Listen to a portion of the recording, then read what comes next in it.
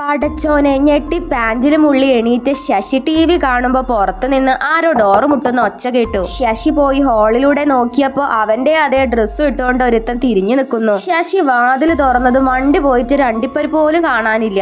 തോന്നിയതാവൂന്ന് വിചാരിച്ച് പിന്നെ ഉള്ളിലേക്ക് പോയപ്പോ ദേ ഡോറ് പിന്നെ മുട്ടുന്നു. വീണ്ടും അവൻ ഹാളിൽ കൂടെ നോക്കിയപ്പോ ശശി നിൽക്കുന്ന അതേ പൊസിഷനിൽ തന്നെ പുറത്തെ ആള് നിൽക്കുന്നു. അവൻ കൈ അനക്കുന്നതിനനുസരിച്ച് ഹാളിലൂടെയും നടക്കുന്നു. കാല് പൊക്കിയപ്പോ അതേപോലെ തന്നെ കാണുന്നു. ടിവിയിലെ പാട്ടനുസരിച്ച് ശശി തുള്ളി കളിച്ചപ്പോ പുറത്തെ ആളും തുള്ളിക്കൊണ്ടേ നിൽക്കുന്നു. അന്നേരം കറണ്ട് ദേ പോയി ദാ വന്നപ്പോ പിന്നെയും അവന് സ്ഥലം വിട്ടു. ശശി പിന്നെയും തിരിഞ്ഞപ്പോ പുറത്തെ ആൾ ഉള്ളിലെത്തിയിരിക്കുന്നു. അവൻ തലയാട്ടുന്നതിനനുസരിച്ച് തന്നെ ആളും തലയാട്ടുന്നു. പേടിച്ചു പോയ ശശി കണ്ടം വഴി ഓടാനായി വാതിലിന്റെ ലോക്ക് പിടിച്ചതും അവന്റെ ഡ്യൂപ്പും അതേപോലെ ചെയ്തു. പക്ഷെ അത് പിടിച്ചത് ലോക്കായിരുന്നില്ല, ശശിയുടെ കൈയായിരുന്നു. അവന്റെ ശക്തി ഉപയോഗിച്ച് ശശിയുടെ കൈ പിടിച്ച് തിരിച്ചു. ആ ശക്തിയിലെ ലോക്ക് പൊട്ടിപ്പോയി. ഡ്യൂപ്പ് അതിന്റെ പവർ ഉപയോഗിച്ച് ഇവനെ അടുത്തേക്ക് കൊണ്ടുവന്നു. ശരിക്കും അത് അവന്റെ തന്നെ പ്രേതമായിരുന്നു. അവൻ കണ്ട് ഞെട്ടിപ്പോയി. അവൻ ഉറക്കത്തിലായിരുന്നു.